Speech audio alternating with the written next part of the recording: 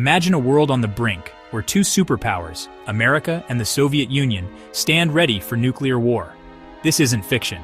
It's the true story of a night in 1983 when the fate of humanity rested on one man, Stanislav Petrov.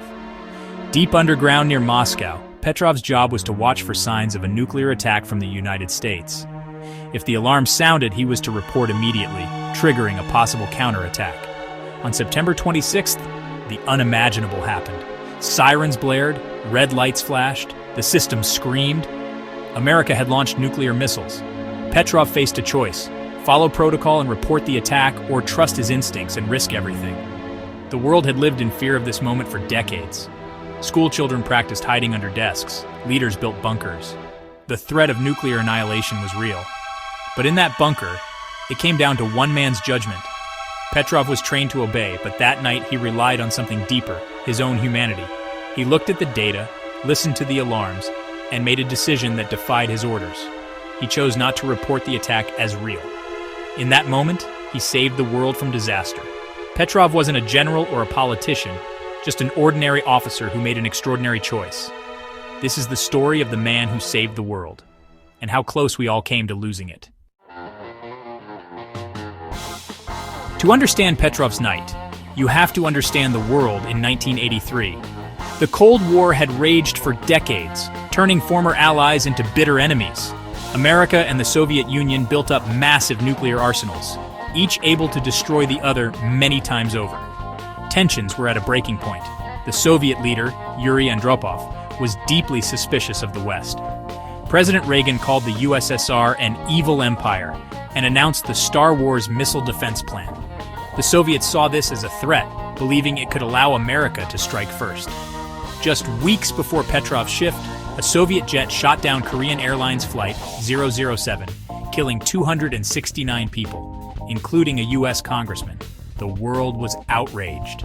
Tensions soared. Both sides were on hair-trigger alert, expecting the worst. The Soviets launched Operation Ryan, a secret program to detect any sign of a surprise American attack. Soldiers and officers were told to be extra vigilant. The atmosphere was one of paranoia and fear. In this climate, Petrov went to work, knowing a single mistake could mean the end of civilization. The world was a powder keg, waiting for a spark. That spark almost came on Petrov's watch. Deep inside Serpukhov 15, the Soviet Union's early warning command center, Petrov sat at his post. The bunker was stark, filled with screens and blinking lights, manned by hundreds of soldiers. Their job monitored satellites for signs of a U.S. missile launch. The Oko satellite system was new, sophisticated, and untested.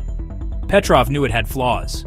False alarms had happened before, but the pressure to trust the technology was immense. Protocol was clear. If the system detected a launch, report it immediately. The doctrine was launch on warning.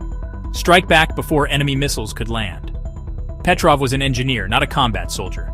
But tonight, the most critical decisions were his. The world outside slept, unaware that their fate depended on one man's judgment. The system was built for speed, not caution.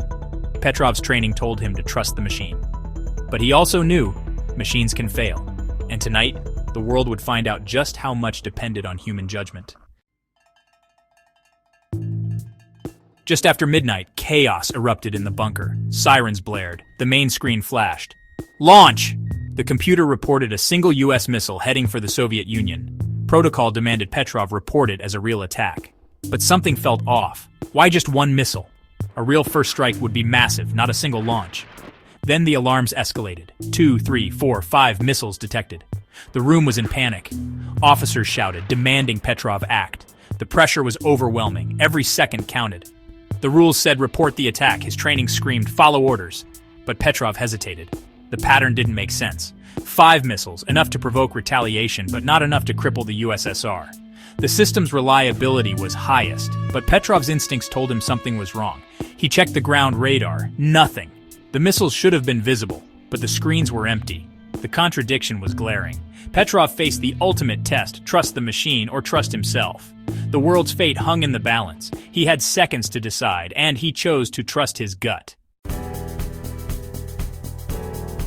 Petrov stood alone against the machine and the weight of protocol.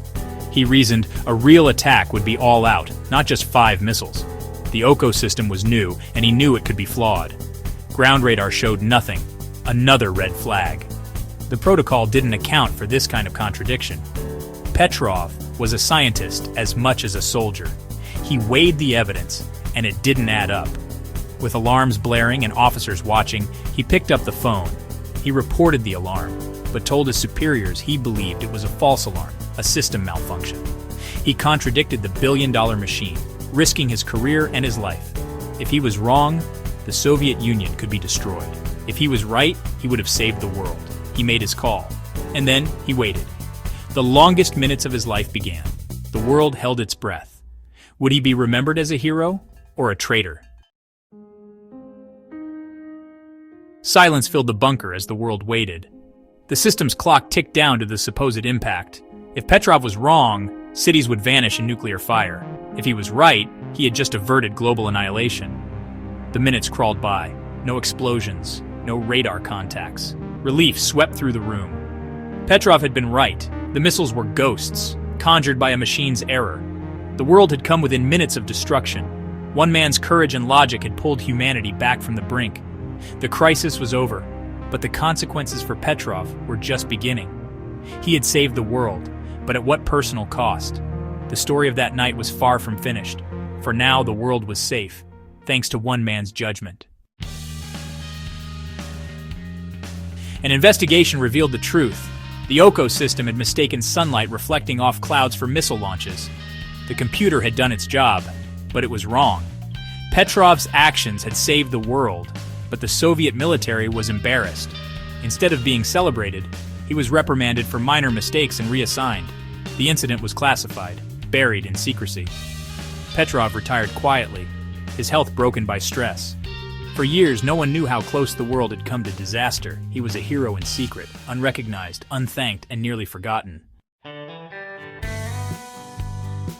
Only after the Soviet Union collapsed did Petrov's story emerge. In 1998, his former commander revealed the truth in his memoirs. Journalists and filmmakers sought out Petrov, who lived modestly, surprised by the attention. He received international peace awards and spoke at the United Nations. Yet, he remained humble, insisting he was just doing his job. Experts say most officers would have followed protocol, triggering catastrophe. Petrov died in 2017, quietly as he had lived. Only then did the world truly recognize his courage. He wasn't a president or a general, but his decision changed history. His story proves that heroism can come from the most unexpected places. Stanislav Petrov's story is a warning and an inspiration. It shows the danger of trusting machines over human judgment, especially with nuclear weapons. For a few minutes in 1983, the world's fate depended on one man's gut feeling. His courage reminds us that one person can make a difference, even in the face of overwhelming odds. Petrov's quiet heroism is a lesson for us all. Think critically, question authority, and choose humanity over blind obedience. As long as nuclear weapons exist, we are never far from disaster. Petrov's story urges us to seek peace and disarmament. He gave us a future we almost lost. By remembering him, we honor the power of reason and compassion. The world owes Stanislav Petrov a debt that can never be repaid.